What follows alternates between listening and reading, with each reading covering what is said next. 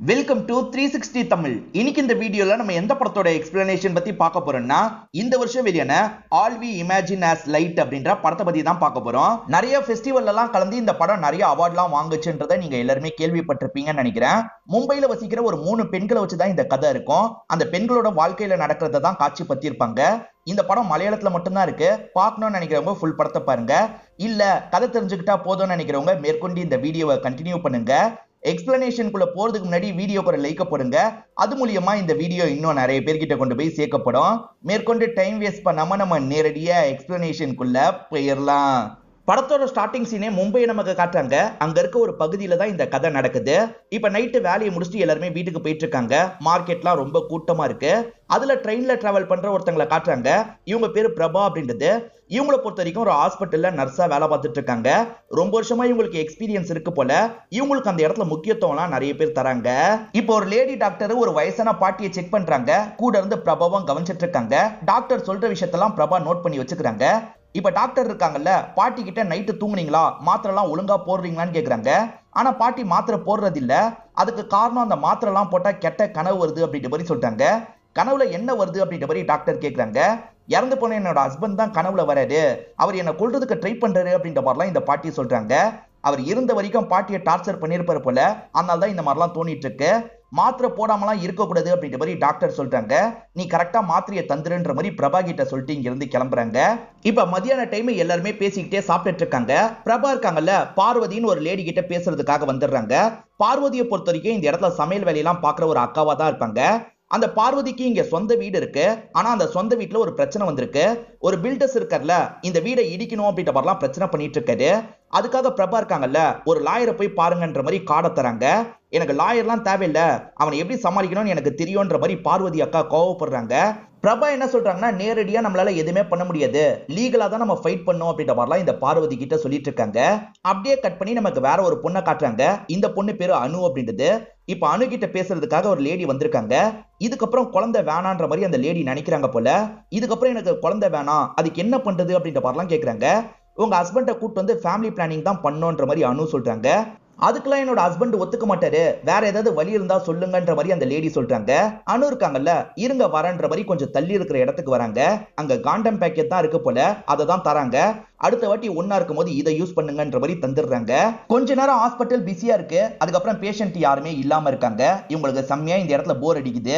அப்பதான் சியாஸ்னு ஒரு பையன் கிட்ட இருந்து இவங்களுக்கு மெசேஜ் எல்லாம் வருது. 2 பேருமே லவ் பண்ணிட்டு இருக்காங்க போல. அந்த பையன் இன்னைக்கு மீட் பண்ணலாம் அப்படின்ற மாதிரிலாம் சொல்றான். சரி மீட் பண்ணலான்ற மாதிரி அனுவுமே இந்த இடத்துல ஏத்துக்கிறாங்க. மேகம்லாம் இருட்டிட்டு வருது, மழை பெய்யற மாதிரி இருக்கு. மேல துணியெல்லாம் காய போட்டிருப்பாங்க. அதெல்லாம் வேகமா வந்து நர்ஸுங்க எடுத்துட்டு இருக்காங்க. அதே சமயம் அனுவோட வேலை டைம் முடிஞ்சிருது போல. அனுவை இங்க இருந்து கிளம்பணும் அப்படின்ற மாதிரி நார்மல் ட்ரெஸ்ஸுக்கு மாறிடுறாங்க. நமக்கு ஸ்டார்டிங் பிரபான்னு ஒருத்தங்களை காமிச்சாங்கல்ல, அவங்க அனுவோட ரூம்மேட்டு போல. இப்ப அனு இருக்காங்கல்ல, நான் கிளம்புறேன்ற மாதிரி அவங்க கிட்ட சொல்லிட்டு கிளம்புறாங்க. பிரபாவோட வேலை இன்னும் முடியல போல. அந்த பாட்டிக்கு தேவையான மாத்திரையெல்லாம் எடுத்து தந்துடுறாங்க. இவங்க டைமும் இப்ப முடிஞ்சிருது. இவங்களுமே கிளம்புறதுக்கு தயாராகுறாங்க. அப்பதான் டாக்டர் மனோஜ்னு ஒருத்தர் பக்கத்துல வந்து பேச ஆரம்பிக்கிறாரு.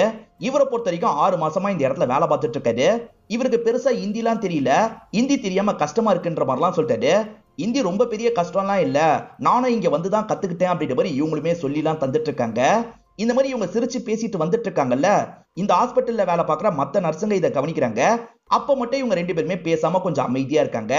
இப்ப பிரபாவும் டைம் ஆயிடுச்சு, நான் கிளம்புறேன்ற மாதிரி நடக்க பாக்குறாங்க. பிரபா நில்லுங்கன்ற மாதிரி மனோஜும் கூப்பிடுறாரு. மனோஜ் இருக்கார்ல, உங்களுக்கு ஒண்ணு தரணும் அப்படின்ற மாதிரி சின்னதா ஒரு நோட் எடுக்கிறாரு. இது என்னன்ற மாதிரி இவங்க கேக்குறாங்க. இல்ல நிறைய கவிதைலாம் எழுதியிருக்கேன்னு சொல்றாரு. அவங்க ஓபன் பண்றதுக்காக போறாங்க. இங்க ஓபன் பண்ணாதீங்க, நீங்க வீட்டுல ஓபன் பண்ணி படிங்கன்ற மாதிரி சொல்றாரு. சரி சரின்ற மாதிரி இவங்களுமே ஏத்துக்கிட்டு இங்க இருந்து கிளம்புறாங்க. அதாவது டாக்டர் மனோஜுக்கு இவங்க மேல ஒரு ஆசை இருக்கு. ஆனா பிரபாக்கு அவரை பிடிச்சிருக்கா என்னன்னு தெரியல. அவர் தந்தார் பாத்தீங்களா, அந்த டைரியை லைட்டா சிரிச்சுக்கிட்டே பாக்குறாங்க. இப்ப வீடு வந்து சேர்ந்துடுறாங்க. ரொம்ப நாளா இவங்க வீட்டுல இருந்த பூனை காணாம போயிருக்கும். இப்பதான் அந்த பூனை வீட்டு வாசல்ல இருக்கு. அது பிரெக்னண்டா இருக்குன்னு இவங்களுக்கு தெரிய வருது. இப்ப இவங்களுமே வீட்டுக்குள்ள வந்து சமையல் வேலையெல்லாம் பார்த்துட்டு இருக்காங்க. அனு எப்பவுமே சீக்கிரமா வந்துருவாங்க. ஆனா இன்னைக்கு இன்னும் வரல. ரொம்ப லேட்டா தான் அனு வராங்க. அதுவும் மழையில நனைஞ்சு வந்திருக்காங்க. கொடை எடுத்துட்டு தானே போன, ஏன் நனைஞ்சு வந்தன்ற மாதிரி இவங்க கேக்குறாங்க. மழை ரொம்ப ஃபோர்ஸா பெஞ்சதுல, அதனால கொடைலாம் வளைஞ்சிருச்சு அப்படின்ற மாதிரி அனு சொல்லிட்டு இருக்காங்க. அது சரி, ஏன் இவ்வளவு லேட்டுன்ற மாதிரி பிரபா கேக்குறாங்க.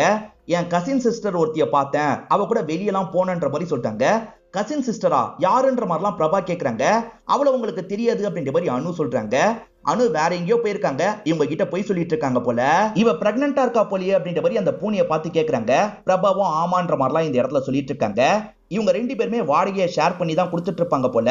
இப்ப அனு இருக்கால, என்கிட்ட இந்த மாசம் காசு கம்மியா இருக்கு, வாடகை தர முடியாது, கொஞ்சம் அட்ஜஸ்ட் பண்ணிக்கிறீங்களா அப்படின்ற மாதிரி கேக்குறா. அடிக்கடி இந்த மாதிரி கேட்பா போல. இந்த வாட்டியுமா அப்படின்ற மாதிரி பிரபா யோசிக்கிறாங்க. சரி இந்த வாட்டி நான் அட்ஜஸ்ட் பண்ணிக்கிறேன், ஆனா நீ காசை தேவையில்லாம செலவு பண்ணாத, காசை கொஞ்சமாவது சேர்த்து வீட்டுக்கு அனுப்பு அப்படின்ற மாதிரிலாம் சொல்றாங்க. சரி சரி அடுத்த வாட்டில இருந்து அனுப்புறேன் அப்படின்ற மாதிரி அனு இருக்காங்கல்ல, பக்கத்துல வந்து கட்டி பிடிச்சு நன்றி சொல்றாங்க.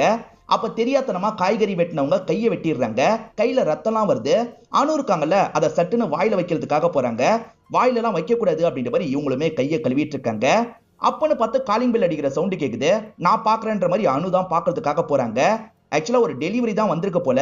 அனுவுமே அந்த டெலிவரியை வாங்கிட்டு வீட்டுக்குள்ள வந்துடுறாங்க. பொதுவா அனுக்கு தான் டெலிவரி எல்லாம் வரும், இவங்களுக்கு வரவே வராது.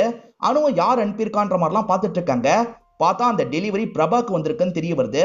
பிரபா உங்களுக்கு தான் வந்திருக்கு அப்படின்ற மாதிரிலாம் சொல்றா. எனக்கு வந்திருக்கா, எனக்கு யார் அனுப்பியிருப்பா அப்படின்ற மாதிரி பிரபா ரொம்ப யோசிக்கிறாங்க. முதல்ல உள்ள என்ன இருக்கு பாப்போன்ற மாதிரி இவங்க எடுத்து பாக்குறாங்க. குக்கர் மாதிரியான ஒரு விஷயம் தான் வந்திருக்கு. இந்தியால இந்த மாதிரி குக்கர்லாம் கிடைக்க வாய்ப்பே இல்ல, யாரோ ஃபாரின்ல இருந்து அனுப்பியிருக்க மாதிரி இருக்குன்ற மாதிரி அனு சொல்றா. சரி ஏதாவது அந்த குக்கர்ல கிடைக்குமான்ற மாதிரி இவ தேடி பார்த்துட்டு இருக்கா. அப்படி பார்க்கும்போது ஜெர்மனி மேடுன்றது தெரிய வருது. இது தெரிஞ்சோட பிரபாவோட முகமே மாறிடுது. ஆக்சுவலா பிரபாவோட ஹஸ்பண்ட் ஜெர்மனில தான் வேலை பார்ப்பாரு. இவங்க கல்யாணம் முடிஞ்சோடனே அவர் வெளிநாட்டுக்கு கிளம்பி போயிருப்பாரு. போன் மூலியமா இவங்க 2 பேர் பேசிப்பாங்க. ஆனா அந்த மாதிரி கூட ஒரு வருஷமா பேசல. ஒரு வருஷமா பேசாதவர் இப்ப மட்டும் எதுக்கு அனுப்பியிருக்காரு அப்படின்ற மாதிரிலாம் இவங்க யோசிக்கிறாங்க. இப்ப நைட்டு கூட இதை பத்தியே தான் யோசிச்சுட்டு இருக்காங்க. இவங்களுக்கு தூக்கமே வரமாட்டேங்குது. ஆனா அனு நல்லா தூங்கிட்டு இருக்கா. இப்ப இவங்க இருக்காங்கல்ல, அந்த டைரி எடுத்து படிச்சா என்னன்ற மாதிரி யோசிக்கிறாங்க. அதாவது டாக்டர் மனோஜ் தந்தார்ல, அந்த சின்ன டைரி எடுத்து இவங்க படிக்கிறாங்க. நிறைய கவிதை எல்லாம் எழுதி வச்சிருக்காரு. இவங்களை பிடிக்கும்ல, இவங்களை நினைச்சுதான் கவிதை எழுதி வச்சிருக்காரு. அதெல்லாம் இவங்க படிச்சுட்டு இருக்காங்க. அனு ஷியாஸ்னு ஒரு பையனை லவ் பண்றாங்க போல. அந்த சியாஸ் கிட்ட இருந்து தான் நிறைய மெசேஜ் வந்துகிட்டே இருக்கு. அவன் இன்னைக்கும் நம்ம வெளியே வச்சு மீட் பண்ணலாம் அப்படின்ற மாதிரிலாம் சொல்றான். இவங்களுமே கொஞ்சம் யோசிக்கிறாங்க. சரி மீட் பண்ணலாம் அப்படின்ற மாதிரி அவனுக்கு ரிப்ளை பண்ணிடுறாங்க. இப்ப பிரபா கிட்ட வேற ஒரு நர்ஸ் லேடி பேசுறாங்க.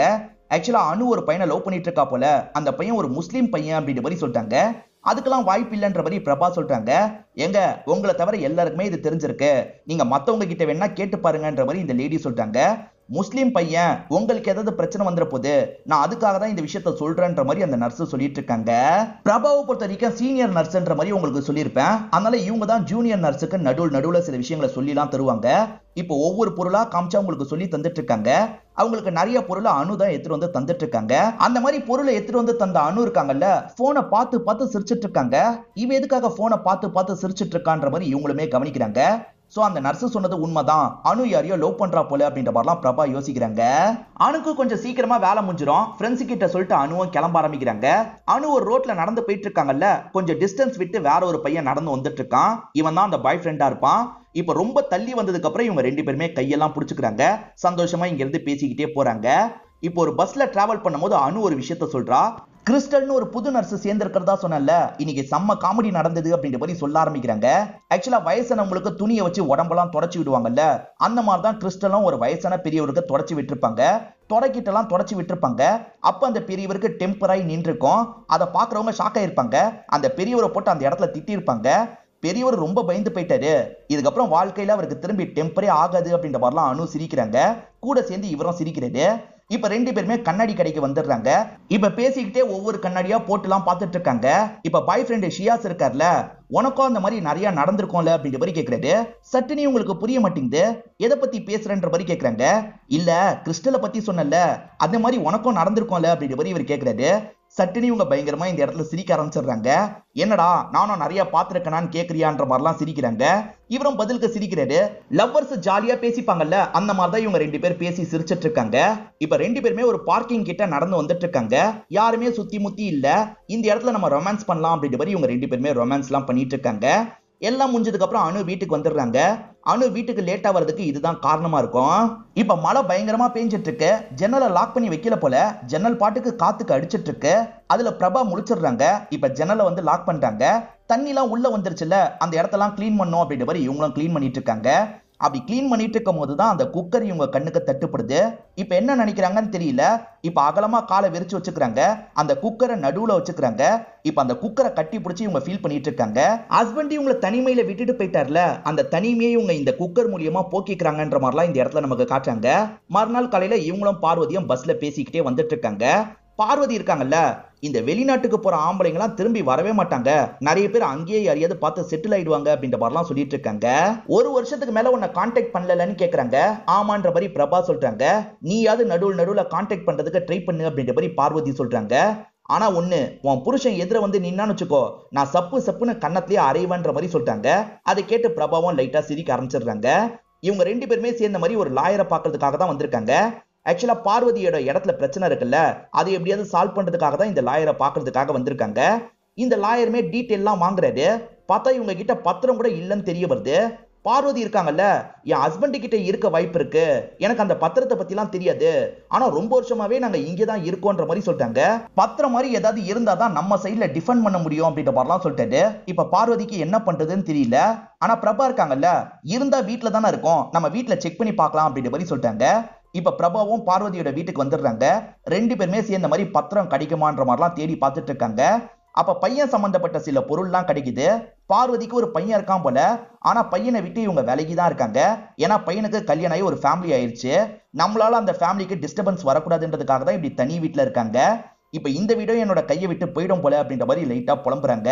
இந்த வீடு மட்டும் என்னோட கையை விட்டு போயிருச்சுன்னா நான் திரும்பி என்னோட ஊரை பார்த்து கிளம்பிடுவேன் அப்படின்ற மாதிரிலாம் பார்வதி சொல்லிட்டு இருக்காங்க. அப்படியே கட் பண்ணி நமக்கு அனுவை காட்டுறாங்க. பாய் ஃப்ரெண்டு கூட வெளியே தான் சுத்திட்டு இருக்காங்க. காசெல்லாம் காலியா வரதுக்கு காரணம் இவங்க பாய் ஃப்ரெண்டு கூட சேர்ந்து சுத்துறது தான். 2 பேருமே ஒரு ஹோட்டல்ல உட்காந்து சாப்பிட்டுட்டு இருக்காங்க. அனுக்கு திரும்ப போன் கால் வந்துகிட்டே இருக்கு. இவங்களுமே கட் பண்ணிக்கிட்டே இருக்காங்க. எடுத்து பேச வேண்டியதானே அப்படின்ற மாதிரி சியாசு சொல்லிட்டாரு. என் அம்மா தான் கால் பண்றாங்க, போனை எடுத்தா என்ன பேசுவாங்கன்னு எனக்கு நல்லாவே தெரியும், அதனால தான் எடுக்க மாட்டேன் அப்படின்ற மாதிரி சொல்லிட்டாங்க.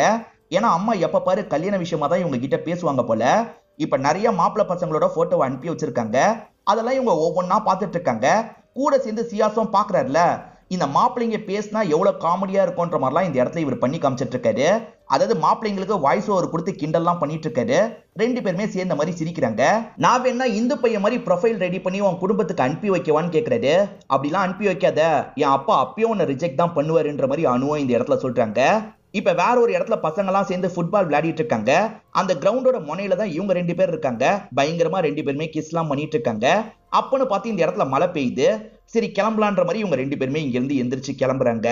ஹஸ்பண்டுக்கு கால் பண்றதையே பிரபா விட்டுருப்பாங்க. ரொம்ப நாளா கால் பண்ணல போல, திரும்பி கால் பண்ணா என்னன்ற மாதிரிலாம் இவங்க யோசிக்க ஆரம்பிக்கிறாங்க. இப்ப போன் எடுத்து ஹஸ்பண்ட் நம்பருக்கு கால் பண்றாங்க.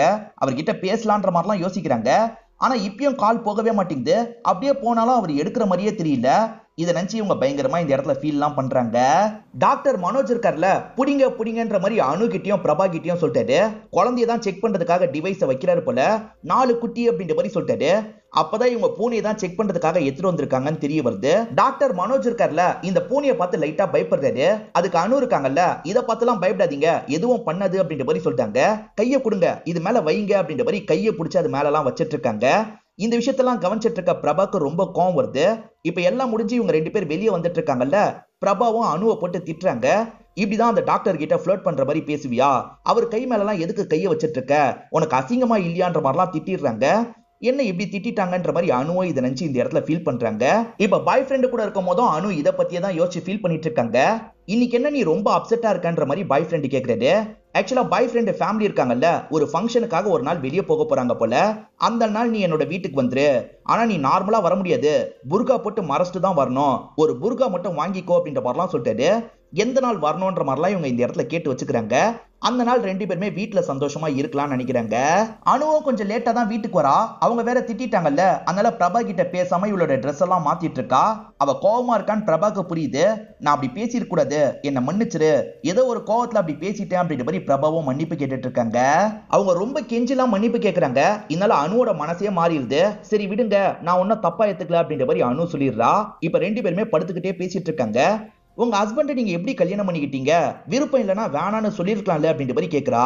அவர் என்ன வேலை பாக்குறாரு என்ன பண்றாருன்னு எதுவுமே எனக்கு தெரியாது, வீட்டுலதான் எல்லாமே பேசினாங்க, கல்யாணம் பண்ணிக்கணும்னு சொன்னாங்க, வேற வழி இல்லாம நானும் கல்யாணம் பண்ணிக்கிட்டேன், கல்யாணம் முடிஞ்சோனே அவர் கிளம்பி போயிட்டாரு அப்படின்ற மாதிரிலாம் இவங்க சொல்றாங்க. இந்த மாதிரிலாம் என்னால கண்டிப்பா கல்யாணம் பண்ணிக்க முடியாதுப்பா. நான் தெரிஞ்ச ஒருத்தரை தான் கல்யாணம் பண்ணிப்பேன். தெரியாத ஒரு ஸ்ட்ரேஞ்சரை என்னால கல்யாணம் பண்ணிக்க முடியாது அப்படின்ற மாதிரிலாம் அனு இந்த இடத்துல சொல்லிட்டு இருக்கா. பிரபா இருக்காங்கல்ல, அனுவ சிஸ்டர் மாதிரி தான் பாக்குறாங்க. அதனால தான் எங்க போற எங்க வரன்ற மாதிரிலாம் நடுவுல கேட்டுட்டு இருக்காங்க.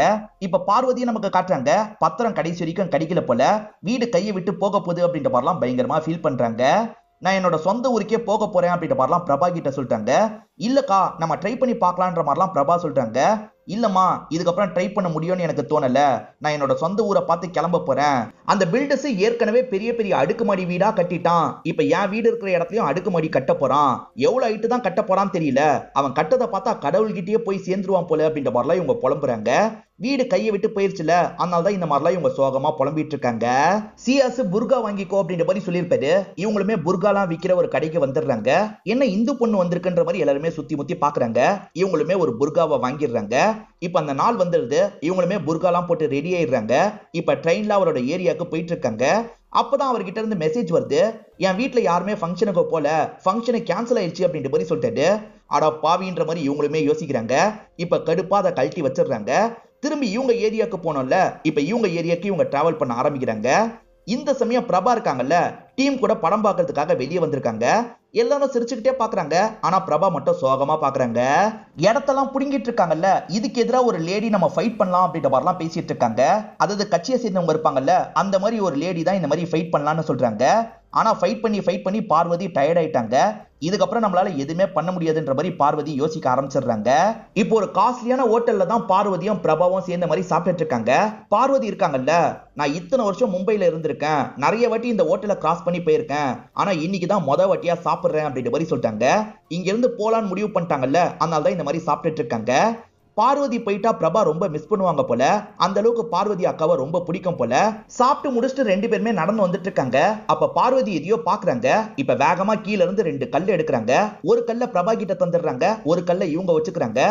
இப்ப கல்ல தூக்கி அடிக்கிறாங்க. இப்ப நீ அடின்ற மாதிரி பிரபா கிட்ட சொல்லிட்டாங்க. பிரபாவும் தயங்கிக்கிட்டே கல்ல தூக்கி அடிக்கிறாங்க. இப்ப சவுண்ட் கேட்ட ஒருத்தர் ஓடி வராரு. ஆக்சுவலா இவங்க இருக்காங்கல்ல, அந்த பில்டர்ஸோட விளம்பர போர்டுல தான் கல்ல தூக்கி எரிஞ்சிருப்பாங்க. அவர் துரத்திட்டு வராருல, இவங்களுமே தப்பிச்சு அங்க இருந்து சிரிச்சுக்கிட்டே ஓடுறாங்க. இப்ப ஹாஸ்பிட்டல் கிட்ட இவங்க ஓடி வரும்போது டாக்டர் மனோஜ் இந்த விஷயத்த பாத்துறாரு. என்ன பிரபா இன்னைக்கு முழுக்க உங்களை பார்க்கவே முடியலையே அப்படின்ற மாதிரி சொல்லிட்டாரு. நான் போறேன், நீ பேசிட்டு வான்ற மாதிரி அந்த பார்வதி கிளம்பிடுறாங்க. இப்ப பிரபா இருக்காங்கல்ல, டாக்டர் மனோஜ் கிட்ட பேசுறதுக்காக வராங்க. அவருக்கு ஸ்வீட்லாம் தந்திருப்பாங்க போல. அவர் இருக்கார்ல, இவங்க கிட்ட அந்த ஸ்வீட்டை தந்துடுறாரு. ஆக்சுவலா கான்ட்ராக்ட் அடிப்படையில் தான் இந்த இடத்துக்கு வந்திருப்பாரு போல. என் கான்ட்ராக்ட் டைம் முடிஞ்சிருச்சு, அதை எக்ஸ்டெண்ட் பண்ணலாம்னு யோசிக்கிறேன் அப்படின்ற மாதிரிலாம் இவர் சொல்லிட்டாரு. அதாவது இவங்க கேட்ட எக்ஸ்டெண்ட் பண்ணலாம் அப்படின்ற மாதிரிலாம் இவர் யோசிக்கிறாரு. இவங்க எதுவுமே சொல்லாம இருக்காங்கல்ல, உங்ககிட்ட நான் பேசணும் அப்படின்ற மாதிரி சொல்லிட்டாரு. சரி பேசலான்ற மாதிரி பிரபாவும் ஏத்துக்கிறாங்க. பக்கத்துல இருக்க ஒரு பார்க்குக்கு இவங்க ரெண்டு பேருமே வந்துடுறாங்க. மனோஜுக்கு இவங்களை ரொம்ப பிடிச்சிருக்கு. அந்த விஷயத்த தயங்கி இவர் வெளிப்பத்தலாம்னு நினைக்கிறாரு. இதை புரிஞ்சுக்கிட்ட பிரபா இருக்காங்கல்ல, எனக்கு ஆல்ரெடி கல்யாணம் ஆயிடுச்சுன்னு சொல்லிட்டாங்க. எனக்கு தெரியும், ஆனா ஹஸ்பண்ட் வராம தானே இருக்காரு, நம்ம ரெண்டு பேர் கல்யாணம் பண்ணிக்கலாம் அப்படின்ற மாதிரிலாம் சொல்லிட்டாரு. ஆனா பிரபாக்கு இதுல பெருசா விருப்பம் இல்ல போல. பிரபா இருக்காங்கல்ல, ட்ரெயினுக்கு டைம் ஆயிடுச்சு, நான் கிளம்பணும் அப்படின்ற மாதிரிலாம் சொல்லிட்டாங்க. இப்ப இவரோட பதிலை எதிர்பார்க்காம இங்க இருந்து கிளம்ப ஆரம்பிக்கிறாங்க. இவருமே இந்த இடத்துல பயங்கரமா ஃபீல் பண்றாரு. சரி அப்ப நம்ம இங்க இருந்து கிளம்பிடலான்ற மாதிரி முடிவு எடுக்கிறாரு. இப்ப பிரபாவும் அனுவும் பஸ்ல டிராவல் பண்ணிட்டு இருக்கிறத நமக்கு காட்டுறாங்க. பின் சீட்ல தான் பார்வதி உட்காந்துட்டு இருக்காங்க. பார்வதி ஊருக்கு போக போறேன்னு சொன்னாங்கல்ல, ஊர்ல அவங்களுக்கு திங்ஸ் எல்லாம் அரேஞ்ச் பண்றதுக்கு ஹெல்ப் பண்ணலான்றதுக்காக தான் இவங்க ரெண்டு பேர் வந்திருக்காங்க.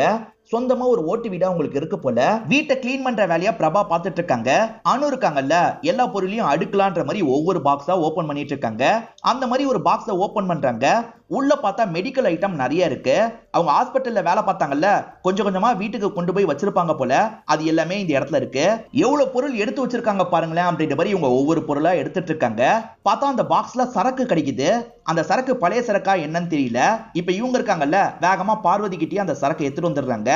இந்த சரக்கு நல்லா தான் இருக்கான்னு கேக்குறாங்க. குடுன்ற மாதிரி பார்வதியும் குடிச்சு பாக்குறாங்க. நல்லா தான் இருக்கு, நீ குடிக்கணும்னா குடின்ற மாதிரிலாம் சொல்றாங்க. இவ கொஞ்சம் குடிச்சிடுறா. இப்ப ரெண்டு பேருமே சேர்ந்த மாதிரி நீ குடின்ற மாதிரி பிரபா கிட்ட தராங்க. பிரபா வேணான்னு சொல்லிட்டாங்க. இவங்க வற்புறுத்துறதுனால பிரபா கொஞ்சோண்டு குடிக்கிறாங்க. இப்ப திரும்பி இவங்க பாட்டில வாங்கி மாத்தி குடிச்சிட்டு இருக்காங்க. இப்போ ஒரு பாட்டை போட்டுட்டு இவங்க ரெண்டு பேருமே டான்ஸ் பண்றாங்க. அதாவது பார்வதியும் அனுவும் சேர்ந்த மாதிரி டான்ஸ் பண்ணிட்டு இருக்காங்க. பிரபாவையும் கூப்பிடுறாங்க. ஆனா பிரபா வரமாட்டாங்க. இவங்க டான்ஸ் ஆடுறத பார்த்து சிரிக்க மட்டும் செய்யறாங்க. பார்வதி வீட்டுக்கு பக்கத்துலயே ஒரு பீச் இருக்கும். இவங்க மூணு பேருமே கிளம்பி வந்துடுறாங்க. பார்வதி இருக்காங்கல்ல, அங்க மீனெல்லாம் பேரம் பேசி வாங்கிட்டு இருக்காங்க. இவங்க ரெண்டு பேருமே கொஞ்சம் தள்ளி இருக்கிற இடத்துல இருக்காங்க. நீ வருவன்னு கொஞ்சம் கூட எதிர்பார்க்கல, நீ வந்ததுனால வேலை கொஞ்சம் ஈஸியா முடிஞ்சது அப்படின்ற மாதிரிலாம் பிரபா சொல்றாங்க. அதுக்கு அனு இருக்காங்கல்ல, உங்களை மாதிரியே எனக்கும் பார்வதி அக்காவோ பிடிக்கும், அதனால தான் வந்தேன் அப்படின்ற மாதிரிலாம் அனு இந்த இடத்துல சொல்லிட்டு இருக்கா. அனு இருக்கால, கல்யாணம் பண்ணிக்கோன்னு வீட்டுல டார்ச்சர் பண்றாங்க, அதை நினைச்சாதான் கடுப்பா இருக்குன்ற மாதிரி சொல்றா. இதை கேட்டுட்டு இருக்க பிரபா இருக்காங்கல்ல, நான் வேணா உன் வீட்டுக்கு கால் பண்ணி பேசவா, கொஞ்ச நாள் டைம் கேட்கவா அப்படின்ற மாதிரிலாம் கேக்குறாங்க. அதெல்லாம் செட் ஆகாது அப்படின்ற மாதிரி அனுவும் இந்த இடத்துல சொல்றா. வீட்டுல பாக்குற மாப்பிள்ளையெல்லாம் நான் கல்யாணம் பண்ணிக்க மாட்டேன், எனக்கு பிடிச்ச மாதிரி தான் கல்யாணம் பண்ணிப்பேன், வீட்டை விட்டு ஓடி போயிடலாமான்னு தோணுது அப்படின்ற மாதிரி சொல்றா. அதுக்கு இவங்க இருக்காங்கல்ல, எந்த முடிவுனாலும் சரி யோசிச்சு எடு, ஏன்னா நடந்த விஷயத்த மாத்தவே முடியாதுன்ற மாதிரிலாம் சொல்றாங்க. ஏன் இப்படி சொல்றாங்கன்ற மாதிரி அனுவும் பார்த்துட்டு இருக்கா. இப்ப பார்வதியும் பிரபாவும் சேர்ந்த மாதிரி தண்ணி கிட்ட போலான்னு நினைக்கிறாங்க. இவனையும் கூப்பிடுறாங்க. ஆனா இவ இருக்கால, எனக்கு ரொம்ப டயர்டா இருக்கு, நான் வீட்டுல போய் இருக்கேன், நீங்க மட்டும் போய் என்ஜாய் பண்ணுங்க அப்படின்ற மாதிரி சொல்றா. சரின்ற மாதிரி இவங்களுமே இந்த இடத்துல ஏத்துக்கிறாங்க. பார்வதி இருக்காங்கல்ல, தண்ணியில நனையிறாங்க, ரொம்ப உள்ளலாம் போயிட்டு இருக்காங்க. நீயோ வான்ற மாதிரி பிரபாவை கூப்பிடுறாங்க. நாலாம் வரல, நீங்க மட்டும் போங்கன்ற மாதிரி இவங்க சொல்றாங்க. சோ பார்வதி மட்டும் அந்த இடத்துல குளிச்சிட்டு இருக்காங்க. திரும்பி பார்வதி கூட வீட்டுக்கு வந்துட்டு இருக்கும் போது இவங்களுக்கு பாத்ரூம் வருது. இவங்களுமே ஒதுங்குறதுக்காக ஒரு இடத்துக்கு போறாங்க. இப்போ ஒதுங்குற இடத்துல வித்தியாசமா சவுண்ட் கேக்குது. அதாவது 2 பேர் கொஞ்சிக்கிற மாதிரி சவுண்ட் கேக்குது. எங்க இருந்து இந்த சவுண்ட் கேக்குதுன்னு பாக்குறதுக்காக பிரபாவும் கொஞ்சம் கொஞ்சமா உள்ள வந்துட்டு இருக்காங்க.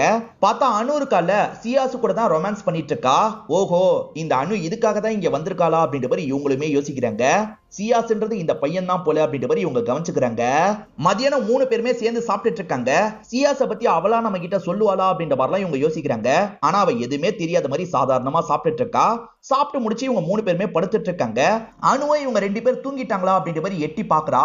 2 பேருமே தூங்கிட்டு இருக்க மாதிரி தான் இருக்கு. அதனால அனு இருக்கால, சைலண்டா இங்க இருந்து கிளம்ப ஆரம்பிக்கிறா. அனு கிளம்பி போறதா அவங்க கவனிச்சிருப்பாங்க. இருந்தாலுமே பெருசா ரியாக்ட் பண்ணாம தூங்குற மாதிரிலாம் நடிச்சிருப்பாங்க. சியாஸ் ஒரு இடத்துக்கு வா, வெயிட் பண்ணிட்டு இருப்பேன்ற மாதிரி சொல்லியிருப்பாரு.